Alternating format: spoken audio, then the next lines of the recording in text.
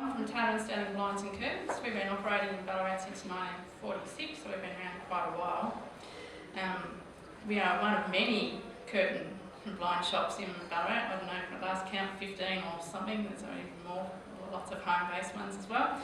So for us, speed to market is really, really important. When we bought the business in July of 2012, and when we bought the business, the previous owner had it for 25, 26 years, and I think it had two other owners prior to that, so it had been fairly stable and operated very much on a paper-based system. So my whole process of getting a quote, I have to, when you go out, you do the measure, you capture all the measurements, and then you come back and you go to this price book to get the price for that, and you go to this price book and you're writing, it's all manual. And then after all that, a whole series of coloured papers, coloured, very important for the workroom. So pink is for this sort of blind, and white's for this sort of blind, and yellow's for the actual making of the curtains, and green's for the curtain traps, and it's very, very paper-based. And for those who don't know me, my background is 25 years of IT prior to operating the business, so this paper was doing my head in. And I knew we had to do it smarter than what we were to be able to be responsive. The problem also with the paper-based system was that I had no data to work with. Tracking how we're going with orders, the quotes that we had, how many were we being successful with, when was I expecting this item to be received from the suppliers, is it on time, is it not on time, to be able to manage expectations with customers, it just simply wasn't there, and it was managed through a whole series of Excel spreadsheets and other things that just needed to be improved. Also, with all these various steps, writing up a quote and then transferring it into another system and then writing it into the invoicing system model, was just so prone to error, because it's so easy to just, when you're copying something across, change, reverse digits, do something, and you just needed to improve on that. So that was the challenges that we were facing. What we did was we evaluated the market, looking at software that could help us with this process. And we found there was some really big packages out there that were, aimed at tracking sales forces of, 10 or 15 salesmen on the road. Well, there was myself and one other, so that was all right. I could manage that. We had one car. We sort of knew where we were. And I wasn't sort of tracking a large manufacturing. I didn't have a huge warehouse that I was going through. I've got a team of 7 to 8 people, depending on what my demands are at the time. So we were trying to find something that was tailored to us, and what we also found is that a lot of companies weren't allowing us to trial their software just to get on. I mean, we've got cloud-based solutions and we wanted to get on and just feel it. And we knew we were probably at an advantage because we come from an IT background, but we wanted to make sure that it felt right and easy for the staff to use. My staff, some 15 and 20 years in the business, that's a long time.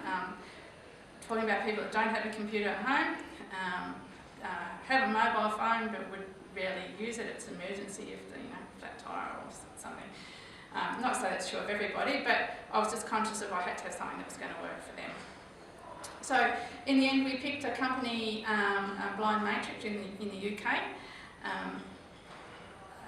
They offered us the ability to test and sort of play with it before we got it, and also gave us were really flexible in trying to adapt to us, and for a relatively small outlay. So some of these companies we're talking to was 10, 15,000 for the first part, and then another massive amount for the next part, and we just sort of felt that it was a big investment to make without knowing whether it really was going to work or not.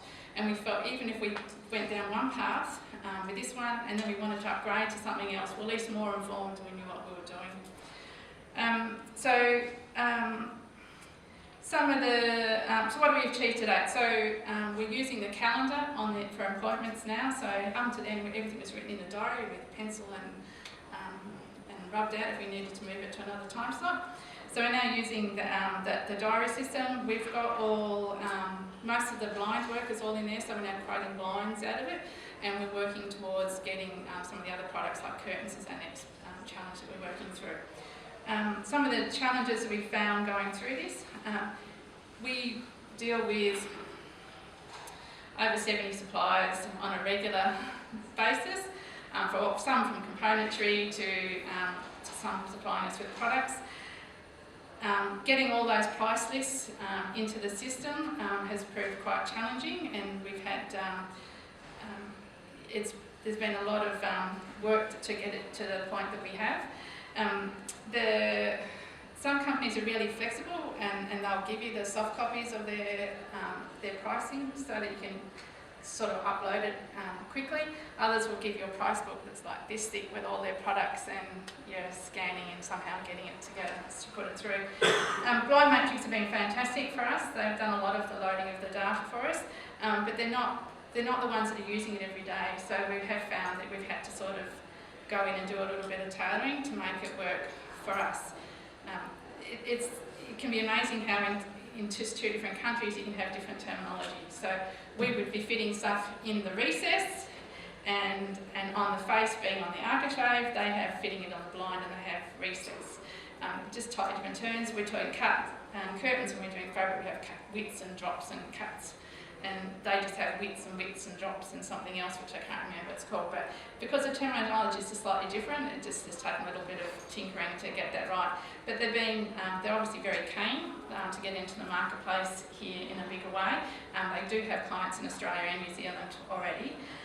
So we found that they've been really good to work with in that sense. And that one other advantage for us has been the fact that because they're in the UK, when I'm during the day and I'm working, and if I've got a problem, I can sit down at night and I'm on Skype and I'm talking to them and I'm working through the issues. I'm not having to deal with it when I've got customs on the phone ringing me. So I've actually found that actually quite advantageous. What else can I tell you? The system probably isn't quite as mature as we thought, but their responsiveness is working to our advantage at the moment. We mentioned, was mentioned in one of the others, getting staff used to the new system is a bit of a challenge. So we have that as well. It's really easy when you've got a paper-based diary, if someone wants to make an appointment, to carry that diary from the office out to the showroom and work through the customer, and then we're at the point, well, do we take a tablet out? Does that work? How do they go? Or do I need to have a keyboard at the counter that people can type with, and are they used to that sort of thing? Advantages that we've had, one more thing, in terms of challenges. So we've had to stop and think about our processes as we're going through as well. So we don't necessarily want to implement what we've had before, replicate it, because that may have had its own issues. So we've done some reviewing during that. We have found that some of our hardware hasn't been up to scratch, so we have had to beef that up to be able to meet the demands of the system. And the other challenge I've had, of course, when you're a cloud-based solution, if you don't have an internet connection, you don't work. So it's good to have some form of fallback. Definite benefits already. We have speed of quoting for those things that we can do. The system is much better, and obviously it's less error prone. We do have some work to go from getting the system into orders that we're forming through to send through to the suppliers, and their zillions of different formats that they require.